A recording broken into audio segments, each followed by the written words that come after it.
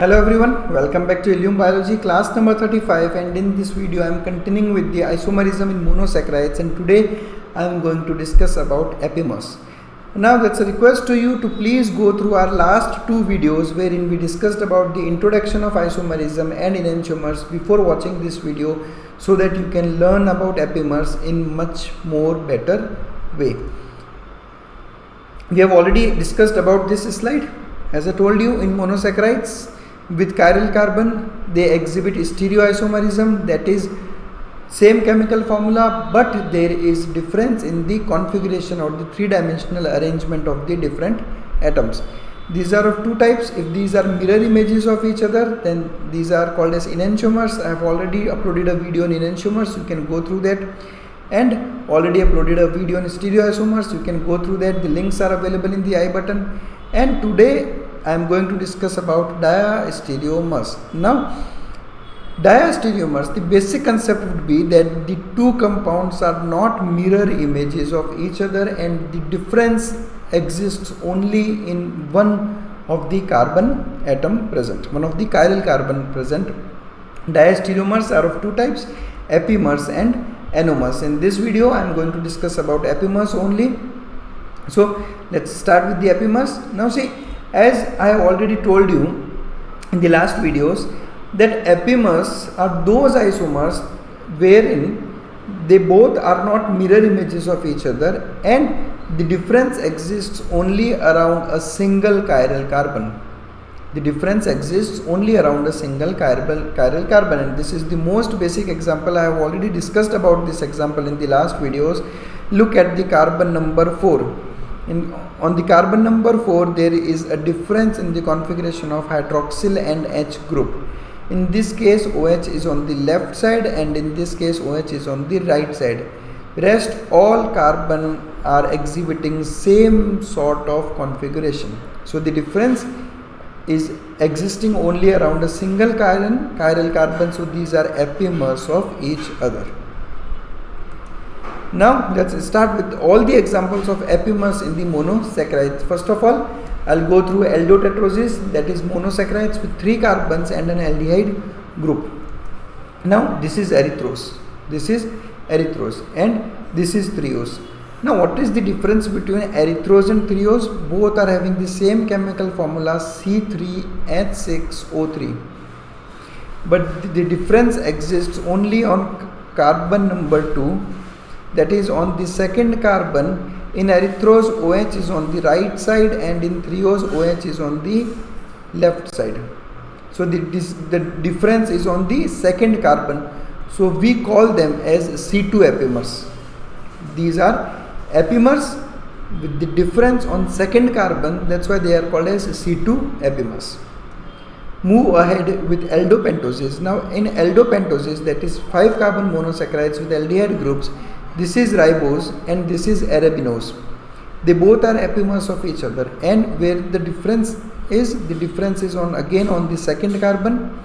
Now in the second carbon, in ribose, OH is on the right side, and in arabinose it is on the left side. Rest every atom or every molecule is having the same configuration on every carbon, but only the difference is on the second carbon. So again, ribose and arabinose are C2 epimers. Now ribose and xylose. Talking about ribose and xylose, again they are epimers of each other. Now ribose, arabinose, xylose, see, they all are isomers of each other with the same formula C5H10O5. Now between ribose and xylose, the difference exists on the third carbon. On the third carbon, in ribose the OH is on the right side, and in xylose OH is on the left side. So these are C3 epimers.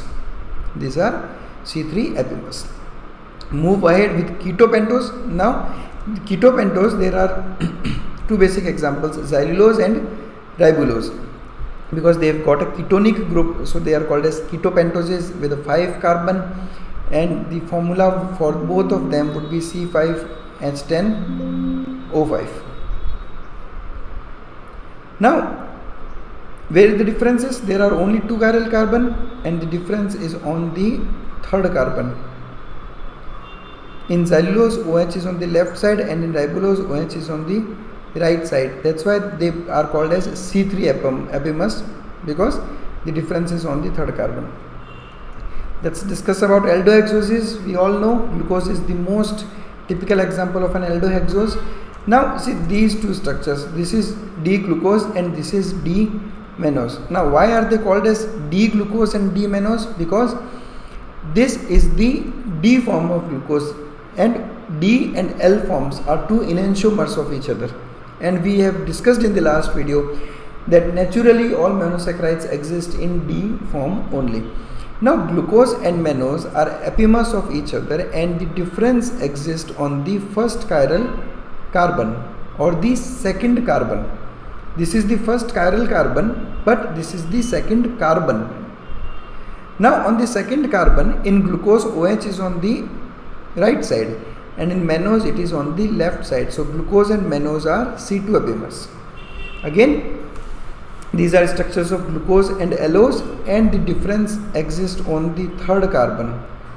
In glucose, on third carbon, OH is on the left side, and in allose, OH is on the right side. So glucose and allose are C3 epimers. Again, glucose and galactose, this is the most basic examples of epimers and are frequently asked in exams. That glucose and galactose. So glucose and galactose, the difference is on the fourth carbon. OH in glucose is on the right side, and in galactose it is on the left side. So glucose and galactose are C4 epimers of each other. Now let's look at the epimers of ketohexose. Ketohexose, the typical example is fructose. Now these are two epimers of fructose with the name D-fructose and D-allulose, and the difference exists only on this carbon, that is the third carbon. In fructose, OH is on the left side, and in allulose, OH is on the right side. That means D-fructose and D-allulose are C3 epimers of each other.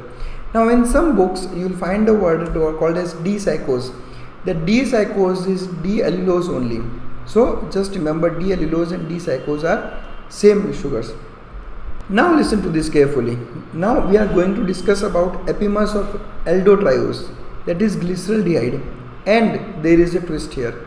Listen to this carefully. Now these are two mirror images of aldotriose. See, in aldotriose, that is glyceraldehyde, there is only a single chiral carbon.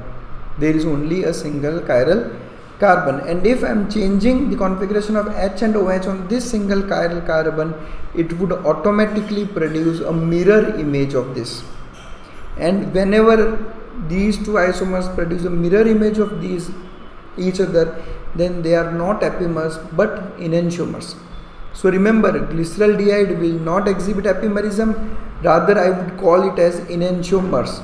And how to name these enantiomers? As I told you, as I discussed in the last video, to name the enantiomers, just LOL. That means if OH group is on the left side, you would call it as the L form. Now in this case, OH group is on the left side, so this is L-glyceraldehyde and this is D-glyceraldehyde. So remember, glyceraldehyde won't show epimerism, rather glyceraldehyde would show enantiomerism. Now again there is a twist. In this case, this is dihydroxyacetone, and let's have a look at the epimers of dihydroxyacetone. Not a chiral carbon, not a chiral carbon, not a chiral carbon. In every video I am taking this example again and again, dihydroxyacetone, just to instill in your mind that dihydroxyacetone do not have any chiral carbon, and it won't exhibit any kind of stereoisomerism. Clear? I hope this thing is now clear to you if you have seen all my monosaccharides videos. Now what is epimerization? Epimerization is a process in which two epimers are interconvertible. That means glucose is converted to galactose and galactose is converted to glucose. Glucose into mannose, mannose into glucose. This interconversion is called as epimerization, as the name itself is suggesting. Now there are some reagents used in epimerization for forming epimers. Now in the comment section you have to comment about those reagents that are responsible for epimerization, and the enzyme that catalyzes this reaction is called as epimerase.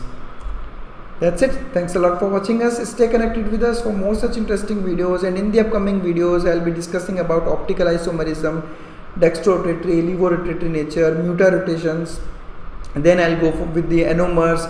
So stay in touch with us. Thanks a lot for watching us.